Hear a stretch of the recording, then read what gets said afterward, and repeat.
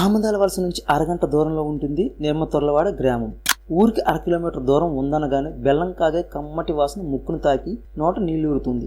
దగ్గరే కొద్ది శ్వాసంతా ఆసవాసనతోనే నిండిపోతుంది.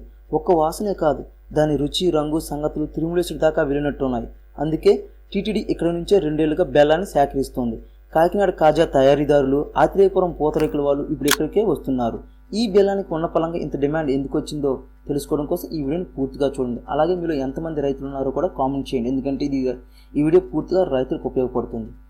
వీరైతే షేర్ చేయండి. మరింత ఆలస్యం వీడియోలోకి వెళ్ళిపోదాం. చెరుకు పంట ఓవైపు, ఆ పొలం పక్కనే కళ్ళెంలో అప్పటికప్పుడు చెరుకు రసం తీసి బెల్లం తయారు చేయడం మరోవైపు.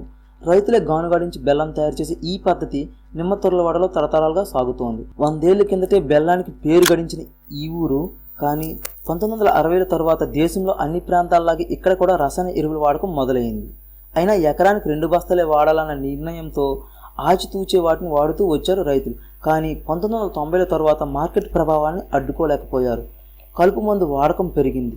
2 దశాబ్దాల్లో నేరం సారం నశించింది. 2 కాదు, కనీసం 15 బస్తాలు యూరియా వేస్తే గాని పంట చేతికి రాని పరిస్థితి. సారం లేని నేల కావడంతో అక్కడి చెరుకుకు ఒకప్పుడున్న తీపి సువాసనలు పోయాయి.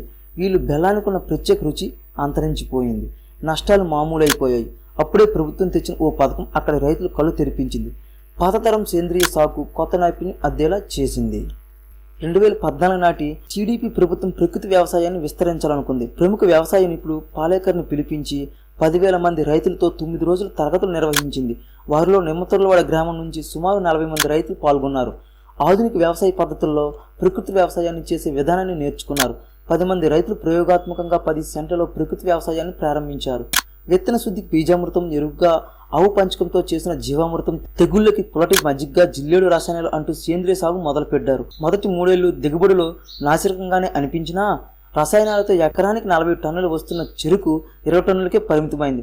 రైతులు నష్టపోయారు. అయినా పట్టు వదలకుండా ప్రయత్నిస్తే 4వ ఏడాది పరిస్థితి మారింది. నేల సారం పెరిగింది. రసాయనాలు వేసినప్పుడు వచ్చిందంటే 40 టన్నుల దిగుబడి చూడగలిగారు. దాంతోపాటు చెరుకు 60 ఏళ్ల నాటి తీపి తిరిగి వచ్చింది. రంగు, రుచి, వాసన అదిరిపోయాయి. తక్కువ రసంతోనే ఎక్కువ బెల్లం రాసాగింది. రసాయనాలు వాడుతున్నప్పుడు టన్నుకు చెరుకుకి 120 కేజీల బెల్లమే వస్తే ఇందులో 120 కేజీల వరకు తయారు చేయగలిగారు. దాంతో ఇక్కడ రైతులు ప్రకృతి వ్యవసాయాన్ని 20 ఎకరాలకు పెంచారు. ఇంటే లాభాల పాట పట్టారు. ఆ తర్వాత టీటీడీ 137 పరీక్షలు చేసింది.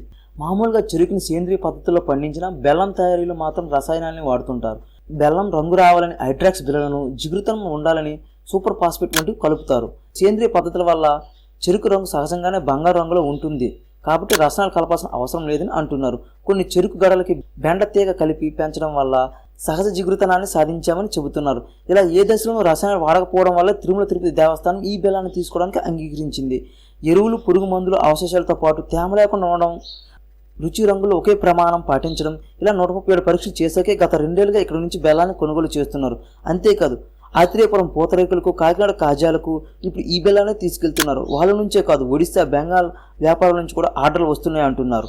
డిమాండ్ ఎంతగా ఉండడంతో బయట రైతులు కేజీ బెల్లాన్ని 40 వరకు అమ్ముతుంటే నిమ్మతొర్లవాడ 65 నుంచి 70 వరకు విక్రయిస్తున్నారు. పెట్టుబడి పోగా ఎకరంపై 2 లక్షల రూపాయలు వస్తున్నాయంటూ బెల్లం తయారీదారులు తమ తాతల కాలం నాటి వైభవాన్ని తిరిగి తెచ్చుకున్నామని ఆనందంగా చెప్తున్నారు. ఇది ఫ్రెండ్స్ నిమ్మతొర్లవాడ బెల్లం తయారీ విశేషాలు. మీకు ఈ వీడియో నచ్చితే ఖచ్చితంగా కామెంట్ చేయండి, లైక్ చేయండి. అలాగే మీ స్నేహితులకి, ఫ్రెండ్స్కి, కుటుంబ సభ్యులకు కూడా ఈ వీడియోని షేర్ చేయండి.